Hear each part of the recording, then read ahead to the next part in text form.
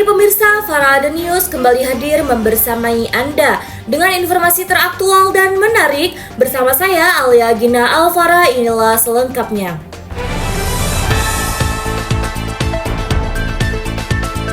Selamat datang kembali di Farah Broadcasting. Pada kesempatan kali ini saya akan menyampaikan laporan mingguan mata kuliah Teknik Reportase dan Investigasi Berita yang dilakukan pada hari Senin 29 September 2025 secara offline bersama Pak Dr. Adi Kusuma SIKOM MSI. Selamat datang pemirsa, kembali lagi bersama saya di Farah Broadcasting.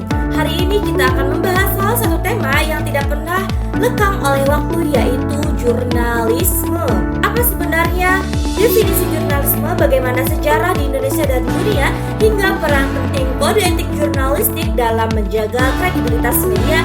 Mari kita kupas selengkapnya. Pertama, kita mulai dari definisi jurnalisme. Kata jurnalisme berasal dari bahasa Perancis jour, yang berarti catatan atau laporan harian. Pada praktiknya, jurnalisme adalah kegiatan mencatat, menulis, menyunting, serta menyebarkan informasi atau berita kepada masyarakat. Tujuan utamanya, jurnalisme adalah menyampaikan berita yang akurat, relevan, dan sesuai konteks kehidupan sosial. Lalu apa saja elemen penting dalam jurnalisme? Setidaknya ada 10 poin utama, antara lain kewajiban menyampaikan kebenaran, loyalitas kepada warga, disiplin verifikasi, menjaga independensi, menjaga pemantauan kekuasaan, menyediakan forum kritik publik, membuat hal penting menjadi menarik, menjaga berita agar profesional, menjunjung nurani, hingga memberikan ruang bagi partisipasi warga melalui jurnalisme digital. Semua elemen ini menjadi pondasi agar media tetap dipercaya oleh publik. Sekarang, kita lihat sejarah jurnalisme di Indonesia. Perjalanan panjangnya dimulai dari tahun 1744 hadirnya kabar Batavia, novelis yang terbit di era kolonial Belanda. Memasuki abad ke-19, Cut Biang Lalating, bahkan tahun 1907, Tirto Diorso mendirikan Megazine yang disebut sebagai pelopor pers nasional. Di masa pendidikan Jepang, media sangat dibatasi dan hanya 5 surat kabar yang diizinkan. Pasca kemerdekaan 1945, media digunakan sebagai alat perjuangan politik dan diplomasi. Di masa demokrasi terpimpin dan Orde Baru, kebebasan pers kembali ditekan dengan kontrol ketat dan praktik pemberdayaan.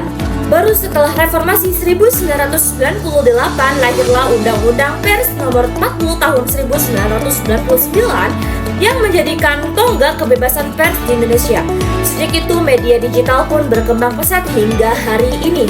Jika kita menengok ke sejarah dunia, jurnalisme sebenarnya sudah dikenal sejak era Romawi kuno. Melalui Akta Diorma yang diproklamasikan jurnalis Caesar dalam peradaban Islam, kisah Nabi Nuh yang mengabarkan tanda surutnya banjir juga sering dianggap sebagai salah satu bentuk penyiaran kabar. Dengan papyrus Tiongkok dengan surat kabar cetak pertama pada abad ke-10 hingga penemuan mesin cetak Gutenberg di Jerman tahun 1457. Jurnalisme terus mengalami perkembangan hingga akhirnya di abad ke-20 dan 21 lahirnya media elektron seperti radio, televisi, internet, hingga kecerdasan buatan. Atau regulasi pers di Indonesia UU Nomor 40 Tahun 1999 memberikan kepastian hukum bahwa pers adalah lembaga sosial sekaligus wahana komunikasi massa yang bebas mencari, memperoleh, dan menyebarkan informasi. Undang-undang ini menegaskan bahwa kebebasan pers dijamin sebagai hak asasi warga negara tanpa sensor dan tanpa pemberedalan.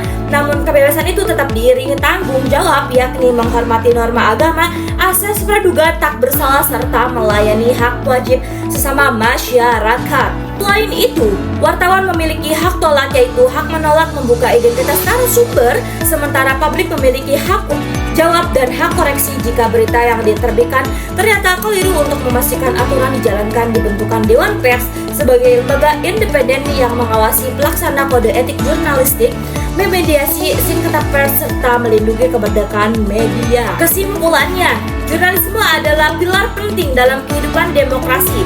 Ia bukan hanya menyampaikan suatu informasi, tetapi juga menjadi pengawal kebenaran, penegak keadilan, serta penyambung suara masyarakat. Sejarah panjang jurnalisme menunjukkan betapa besar pengaruhnya dalam perjalanan bangsa. Sementara regulasi pers dan kode etik jurnalistik memastikan profesi ini tetap berjalan dalam koridor integritas dan tanggung jawab.